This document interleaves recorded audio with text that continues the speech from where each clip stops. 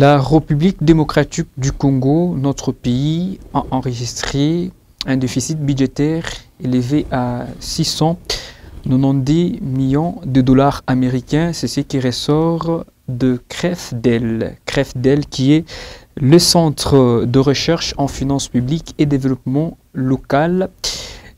Bonjour mesdames, bonjour messieurs et bienvenue dans Débrief Éco, votre émission économique qui a le réel plaisir de recevoir un analyste économique. Avec lui, il sera bien évidemment question d'échanger autour de ce déficit budgétaire, exercice 2024, beaucoup plus sur le retombé sur le plan économique.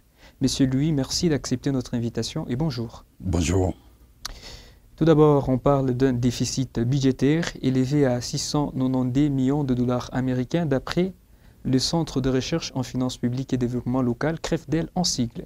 Déficit budgétaire, d'après vous, lorsqu'on parle d'un déficit budgétaire, on fait allusion à quoi? C'est quoi le déficit budgétaire? Oui, merci beaucoup pour votre question. Devant en termes plus clairs, le déficit budgétaire, c'est lorsque les dépenses des gouvernements sont supérieures aux revenus, dans le sens que le gouvernement, à titre d'exemple, là on avait prévu faire un truc de 100 000 dollars, on constate qu'il y a eu les dépenses au-delà de 200 000 francs, de 200 000 dollars. Ça veut dire que quand il y a les dépenses d'un gouvernement sont supérieures aux revenus. Aux revenus. Et on peut faire la différence entre déficit budgétaire, dépassement budgétaire, oui, à titre illustratif. Oui, il y a une différence. Le point est que le fait que le dépassement budgétaire, c'est lorsque le programme d'un gouvernement se voit en dessous et au-delà des revenus qui ont été mis en place pour la réalisation de ces programmes. Exemple, à titre d'exemple, si le gouvernement avait prévu d'investir à 1 million de dollars, et sur place, on constate qu'il y a eu beaucoup de dépenses qui sont allées jusqu'à 2 millions de dollars. Là, nous parlons des dépassements budgétaires. Ici, dans le déficit budgétaire exercice 2024, le ministre des Finances, Doudou Mfwamba, parle de performances réalisées. Et pour l'exercice 2024, le budget, d'après vous, performance budgétaire, ça fait allusion à quoi, performance? On peut dire qu'on a bien utilisé le budget, Monsieur Louis? Bon, il y a à boire et à manger concernant cette annonce du ministre des Finances, du fait que nous tous, nous avons vu comment est-ce que cette ONG, CREFDEL, qui a annoncé qu'il y a un déficit de plus de millions, des milliers de dollars. Le moment est que le budget, l'annonce par le ministre des Finances, il y a beaucoup à boire et à manger, du fait que quand nous essayons de voir les chiffres qui ont été donnés par la Banque centrale et celles données par le ministère des Finances, il y a vraiment une grande différence. On ne parvient pas à comprendre qui du vrai et qui du faux. En principe, normalement, quand nous essayons d'analyser, comme l'État n'a pas beaucoup de temps, nous avons constaté que le ministre essaie un peu de jouer avec les chiffres pour la consommation publique, parce que le budget a connu un déficit vraiment large. Il y a eu la dépréciation monétaire. Aujourd'hui, vous-même, vous constatez que même le gouvernement est incapable de prendre en charge d'autres charges, d'autres paiements. Il doit à chaque fois recourir sur le marché des financements. Et tout cela, quand on se réfère à tous ces exercices-là du ministère des Finances, nous constatons que les ministres essaient un peu de manipuler les chiffres pour la consommation publique. La compréhension publique, 690 millions, un déficit budgétaire enregistré d'après CREFDEL. Oui. Et quelles sont les causes? Qu'est-ce que justifie ces déficits budgétaires? Les grands problèmes, ces déficits, ça vient à cause par, premièrement, nous avons euh, la corruption exagérée dans les finances publiques. Comment vous justifiez la corruption? Voilà, aujourd'hui, nous tous nous avons vu comment est-ce que le ministère des Finances, ancien ministre des Finances Kazadi, Nicolas Kazadi, qui a eu à lui seul, a fait un décaissement en urgence, pas moins de 1 milliard de dollars, sans justification jusqu'à aujourd'hui. Et il y a aussi les trains de vie des institutions de l'État. Et tout ce qu'aujourd'hui l'État, le gouvernement essaie un peu de pouvoir faire une prévision, tout ça part dans la consommation des institutions de l'État. Là, nous voyons la présidence, là, nous voyons le gouvernement et les deux assemblées, le Sénat et l'Assemblée nationale. Et tout cela, ça fait en sorte qu'il y ait un déficit budgétaire. On va y revenir. L'exercice 2024, on parle, c'est déjà bien évidemment clôturé. On avait voté le budget à 17 milliards de dollars américains. Et tout d'abord, c'est pratiquement une augmentation de 21% comparativement à l'exercice 2023. Et qu'est-ce que justifie ces dépassements? Comment vous analysez ces budgets exercice 2024? Quel est le taux d'exécution d'après vous? Est-ce qu'il y a de performance, on peut dire, quant à ces... Bon, nous avons tous suivi cette annonce où on nous a parlé, il y a eu une augmentation de 21%. Et sûrement, il y a eu quelques mobilisations des fonds de gauche à droite. Mais nous, en tant qu'analystes, nous estimons en sorte que cette annonce, cette augmentation de 21%, que ce soit toujours dans la transparence, pas de la même façon que nous avons vu il y a de 2022-2021, que cette augmentation de 21% puisse avoir un impact sur le bien-être de la population. Vous avez dit que ce soit sur le bien-être de la population, là nous allons voir en sorte que donc il faut parler des priorités. Les priorités de l'État, qui est l'augmentation des investissements. Quand nous parlons d'augmentation des investissements, il y a la construction des routes, les écoles, la santé et autres. Est-ce qu'on peut dire que toutes ces priorités ont été bien évidemment résolues, si je peux dire en quelque sorte? Bon, une partie. Une partie. Oui, comment vous justifiez? C'est là votre réponse? Allez-y. Bon, le problème est que quand nous essayons de voir le taux de croissance qui a été prévu est de 5%. Normalement, pour les économistes, ils estiment que ce taux, c'est un taux qui n'essaye pas de faire en sorte que le pays puisse un peu se développer. Mais nous estimons qu'à la prochaine occasion, que le gouvernement puisse mettre l'accent sur la prévision des taux de croissance, afin que nous puissions arriver jusqu'à même à 10%. Ça va faire en sorte qu'il y ait en retour les investissements et ça va booster l'économie. Et lorsque vous parlez des taux de croissance, pour des téléspectateurs qui nous suivent en ce net moment, vous faites allusion à quoi? Je fais allusion à l'investissement économique, booster les secteurs agricoles, les secteurs agricoles, pétroliers et mines et autres, dans un clin d'œil pour booster les opérateurs économiques. Parce que plus il y a des activités sur le terrain, plus l'État essaie un peu de récolter les fonds d'une manière générale. Alors revenons à notre question phare, déficit budgétaire, IAI, d'après CREFDEL. Et vous avez parlé de la première cause qui est la corruption. Et d'après vous, vous pensez que la corruption est l'une des causes phares de ces déficits budgétaires? Oui, la corruption, vraiment, ça rend vraiment pas la tâche facile au budget de l'État. Le problème est qu'il y a eu, aujourd'hui, si nous essayons un peu d'analyser, ce n'est pas moins de 2 milliards de dollars qui ont disparu comme ça, qu'on ne sait pas justifier. Il y a des décaissements en urgence sans respect des procédures, qu'on donne de gauche à droite et en retour qu'on ne parvient même pas à justifier.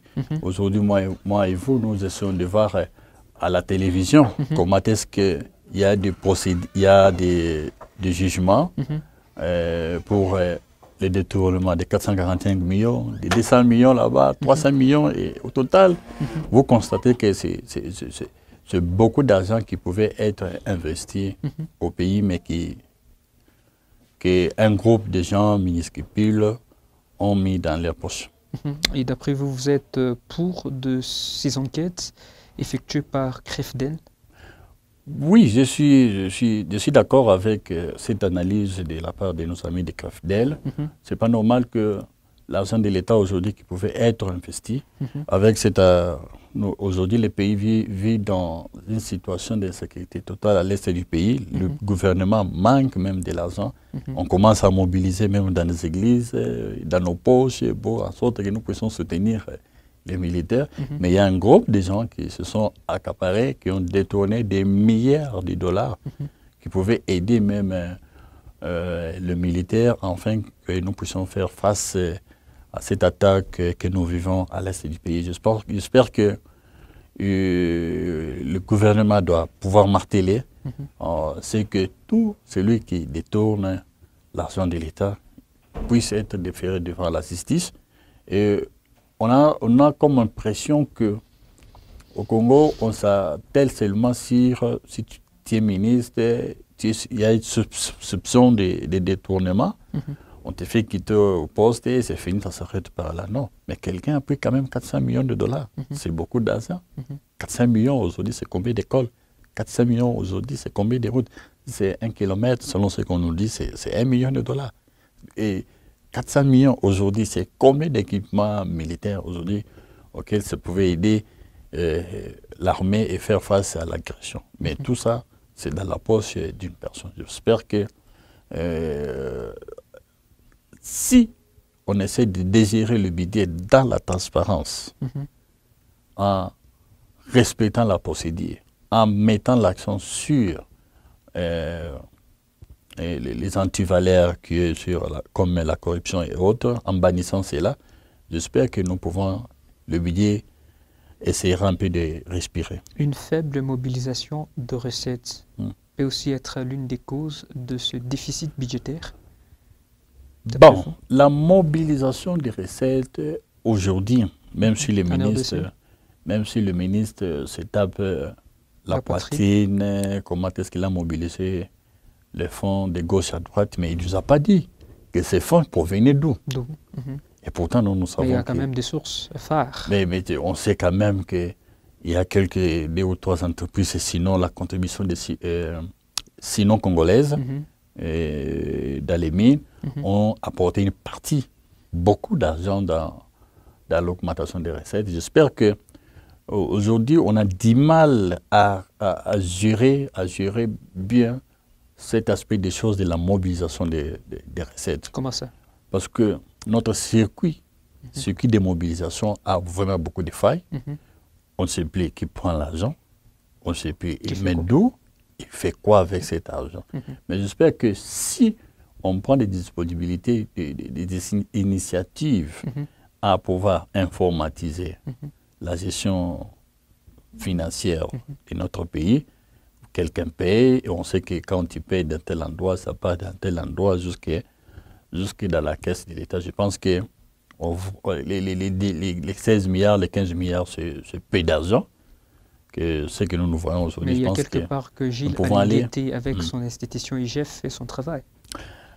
Bon, à ce moment, nous avons constaté que IGF s'est transformé en un chien de chasse, parce que les vraies personnes qui ont le main dans la caisse de l'État, qui sont même déférés devant la justice, l'IGF n'a jamais haussé la voix, parce qu'à titre d'exemple, il n'a jamais même enquêté à la présidence. J'espère qu'aujourd'hui, quand l'IGF est là pour attaquer quelques personnes dont la tête fâche, ou bien le visage fâche, mais j'espère que l'IGF pouvait jouer un grand rôle s'il était neutre. Mais aujourd'hui, c'est dommage qu'il voit que l'USF est attaché directement à la présidence. Mais s'il était autonome, je pense qu'il pouvait avoir on pouvait avoir l'apport significatif dans la mobilisation des recettes et en train de traquer les gens qui ont détourné les fonds. D'après CREFDEL, beaucoup des dépenses ont été enregistrées, réalisées au cours de l'exercice précédent 2024, entre autres le remboursement de la dette publique. Le remboursement de la dette publique peut aussi, d'après vous, être l'une des causes de ces déficits budgétaires. La RDC emprunte et puis après, elle doit rembourser. Pour le petit rappel, en 2019, la RDC a franchi la barre des 3 milliards de la dette publique. De 2019 en 2024, c'est passé de 3 milliards à 10 milliards. D'après vous, la dette publique peut aussi être l'une des causes de ces déficits budgétaires. Oui, les grands problèmes, nous devons savoir que c'est vraiment étonnant que dans 6 ans, que nous puissions quitter à 5 milliards jusqu'à 10 milliards. À 3 milliards jusqu'à 10 milliards. À 3 milliards jusqu'à 10 milliards. C'est vraiment beaucoup d'argent. Il y a un économiste qui disait qu'il y a une corrélation entre la dette publique et le développement d'un État. Parce que la dette publique que l'État s'est endetté aujourd'hui a des répercussions sur l'économie d'un pays et a des répercussions sur la génération future. C'est pas du tout normal du fait que on doit se poser la question, pourquoi on s'est endetté? Mais chaque jour aussi on... Est-ce que d'après vous, s'endetter est une bonne chose?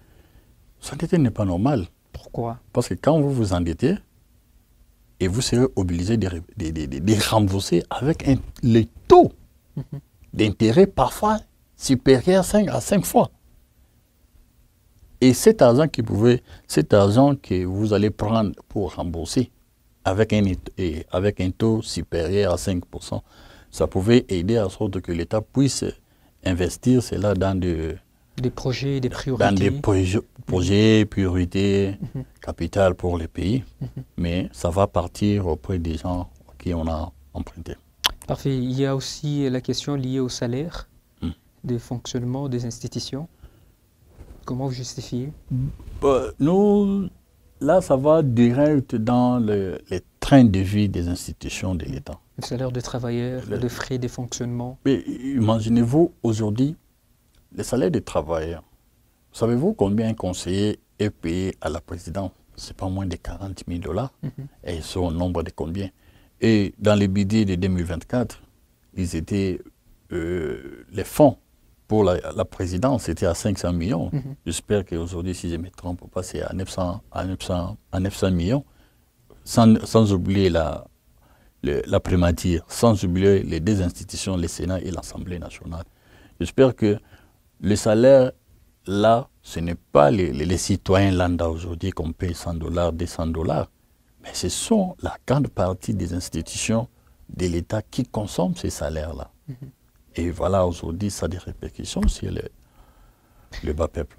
Parfait. Déficit budgétaire, exercice 2024. La question principale sur le retombé. Alors, quelles seraient ou quelles sont les retombées à long terme, voire en court terme, de ces déficits budgétaires? Est-ce que ces déficits budgétaires, exercice 2024, peut avoir des retombées sur le plan économique? Monsieur Louis. Bon, les déficits budgétaires, on nous a parlé de combien de 600, quelques millions de $. On doit comprendre que parfois l'État s'est endetté, il doit chercher comment est-ce que... De rembourser. Les rembourser. La première des choses, c'est là où moi je m'attelle souvent. Parce que quand on cherche à rembourser cet argent avec intérêt, ça a déjà des répercussions sur l'économie. Dans quel sens? Exemple.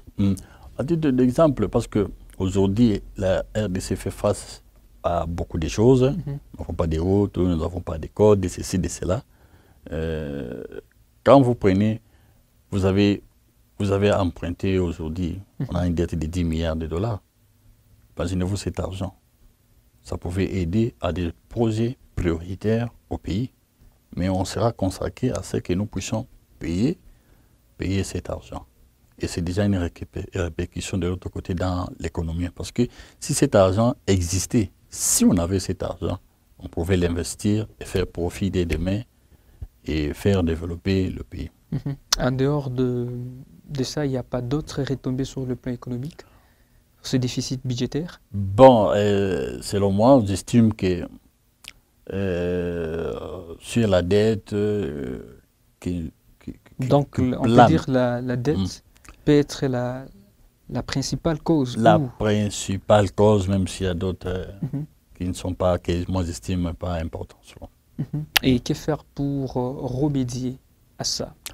Bon, moi j'estime que nous devons revoir notre façon dans la gestion des finances publiques. Donc, quand il y a déficit budgétaire, dépassement budgétaire, on peut dire que c'est une mauvaise gestion financière. C'est une mauvaise gestion financière. Même si à un moment, il y avait quelques dignitaires à la personne même de monsieur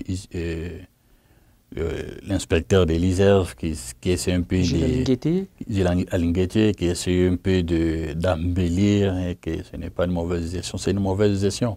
Parce que nous avons donné 200 000 francs. Tu as fait une prévision que j'ai besoin d'autant. Sur base de priorité. Sur base de priorité, j'ai besoin de 200 000. Mais toi, tu vas jusqu'à 500 000. Ce n'est pas une mauvaise gestion. C'est déjà un problème. C'est clair, ça ne demande même pas. Et s'il y avait des cas d'urgence? Et ça ne demande même pas. Ça demande pas des explications. Mais s'il y avait des cas d'urgence? Non, là il y a un problème. Les cas d'urgence, ça ne se fait pas, ça n'arrive pas un bon matin. Et s'il y en a, ça demande une collaboration entre les institutions. Ce n'est pas un monsieur dans sa chambre avec un téléphone, avec un petit cachet, et il fait sortir des millions sans justification parce qu'il y a une urgence. Non, on doit savoir que cet argent, c'est pour telle situation catastrophique, tel endroit. Parce que ça, on connaît qu'il y a telle situation. Mais aujourd'hui, qu'est-ce que nous voyons? Sans problème, sans quoi, et l'argent sort comme dans la poche et sans justification. Merci beaucoup, Monsieur Louis-Ti Condé. Je rappelle que vous êtes économiste. Merci de cette participation dans notre émission. Ça a été un plaisir. Merci beaucoup. Je vous remercie pour votre invitation. Ça n'est donc fini pour cette émission économique. Merci mesdames, merci messieurs de l'avoir suivi. On se retrouve très prochainement. À très vite. Bye.